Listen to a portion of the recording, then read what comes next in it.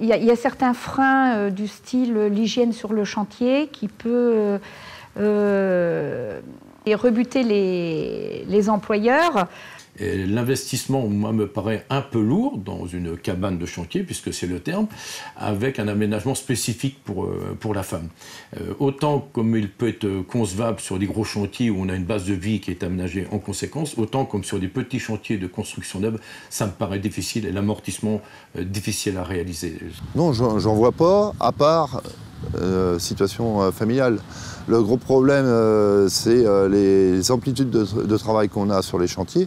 On a essayé d'aménager pour les sanitaires un petit peu, et puis pour la mise en place de leurs EPI, d'essayer de séparer quand même les hommes des femmes. Quand ils se changent le matin et le soir. Elle est plus organisée. Peut-être, j'ai peut-être le sentiment que tout le monde essaye de faire comme une femme a l'habitude de faire, d'être méticuleuse et d'être un peu plus pro. Même, je dirais qu'au niveau ambiance, c'est que du positif parce que ça permet de bien temporiser. Plutôt de la sérénité, un très très bon accueil et ils veulent tous me la récupérer, donc le matin ils se battent pour l'avoir.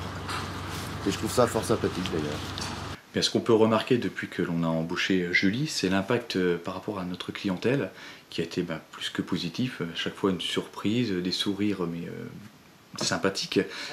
Et à l'heure actuelle, avec tout ce qu'on vient de dire tout de suite et les améliorations des conditions de travail, je pense que ça s'ouvre tout à fait à la mixité homme-femme et donc il faut en parler. On est prêt à accueillir toute candidature.